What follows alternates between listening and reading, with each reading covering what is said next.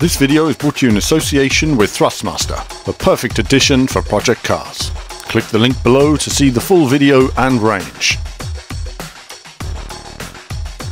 Hello viewers and welcome to more Project Cars action on the PS4. Catching up with the Project Cars videos since the game was released at the moment. Certainly been a busy few weeks in run up to release.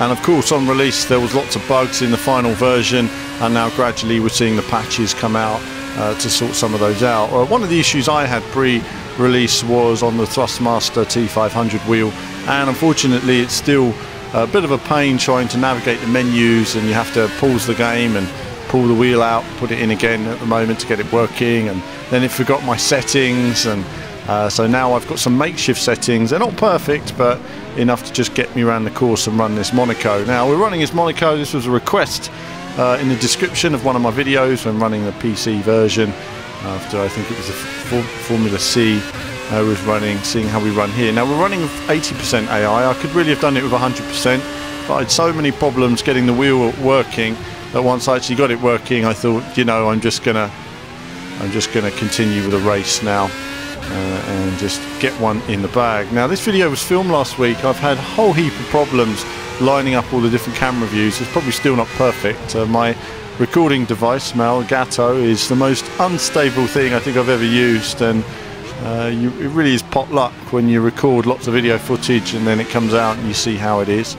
So what does it feel like? Well, obviously at the moment the force feedback setting and the steering settings weren't ideal for me. I had it quite low. Some of the time the steering will pull to the left at the moment. And the funny thing is that I wasn't having those problems when I was playing the pre-release build. It was working okay for me then, and on the roof.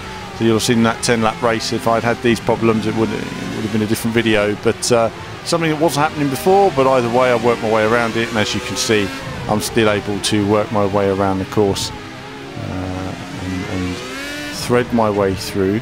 The AI, lots of people talking about AI. AI really depends on cars to car class to circuit. I've had some phenomenal races with the AI, as I've mentioned on a video before, and on some courses the AI can be a touch blind. I find that on Monaco or the Azure circuit in general, it can be a little bit tricky. Of course the race itself wasn't hugely eventful, but we do look forward to seeing how the racing gets on in Canada. Upgrades for Mercedes, of course. Talking of Formula 1, no mention of Formula 1, the game at the moment. That's been delayed as well till July. So content we were hoping to have running about now has now been delayed, and that's something else that's delayed the content we had planned for last week as well. That hasn't happened, but you will see more Project Cars. Do let me know what you'd like to see in Project Cars, what cars and tracks, and I will endeavour to run them either on the PC or PS4 versions. One thing that hasn't been fixed actually from the early demo, there's two little things actually. The gears are still not showing on the replays, and if you look at the bottom corner there as well, there's a mountain in the sky that needs to disappear as well at some point. So little things that they just need to sort out, and then it will look a lot clearer. As you can see there, the AI was braking on the acceleration zone. There's not much you can do about that at the moment, so I wouldn't have full damage on the car. But either way, good fun driving it round and just enjoying it. For me on the PS4, still the best racing game in terms of standard racing.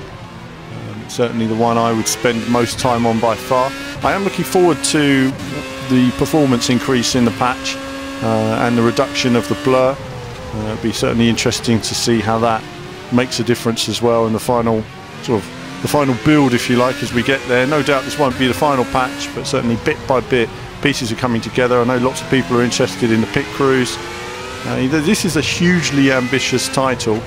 It's important for consoles that it does well, because if this does well on consoles, you'll see more sim titles on the consoles in the coming months, and that's only a good thing. What happened there? The car spun out. This is a rather random issue if anyone's played this. When you go to second gear, occasionally it locks your rear wheels and you spin out automatically. Quite a strange one, but it happens to me. So in turn one, I'm taking it in third rather than in second. So you'll note that in the video. I don't like going down all the way through the gears onto a higher speed corner. The wheels just lock up and you spin and you have no controls. That's another little issue with the F1 car. Again, you know, it's impossible to test all of these cars before the game's actually released. So even now, I'll be discovering new cars and new circuits. I mean, there's circuits in Project Cars I haven't even run yet, so I look forward to testing some of those. So lots more videos, Project Cars action coming on the channel. We've got more Drive Club coming in the next few days as well, looking at the new Lamborghini pack. We've got MotoGP 15, lots of previews on that hopefully to come in the next week or so. And then of course on to E3, and we'll be doing our very best to cover all the latest titles at E3 and see what we're going to be looking forward to later this year. So I go into the simple section again now. I try to get on the inside, but the cars brake so heavily on that corner that it's almost impossible avoiding them. I do enjoy Monaco. It's tight, but the more you get used to the handling of a car, the closer you can get to the barriers when you really understand the width of your car. And that's where getting an FOV that works for you is essential.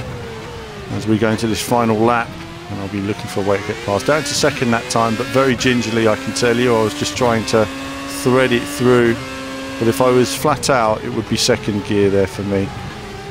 And down to third here, trying to get the drive on the inside, so slower on the entrance than I'd normally be there, but trying to keep it together. I was quite determined to keep that inside line there. Little bump, that's to be expected with the AI as it is. Always a bit concerning on the Fairmont hairpin that you're going to get knocked out of the way, but not too bad. Round there, past the Twigger Club into the tunnel underneath the Fairmont Hotel. Always forget that's the hotel on top. Past the Yacht Club, there we are on the left hand side, down to the breaking point. Lovely building that Yacht Club is as well. And into the swimming pool and the bay we have here. How it's changed over the years. Something much wider, less of a challenge now than it was. And we look forward to seeing the actual layout on F1 2015 in the coming weeks as well. So other than that, do let me know what you'd like to see. I'll always be running the cars and tracks and the games you want to see on the channel. But that's it from me for now. As ever, more soon.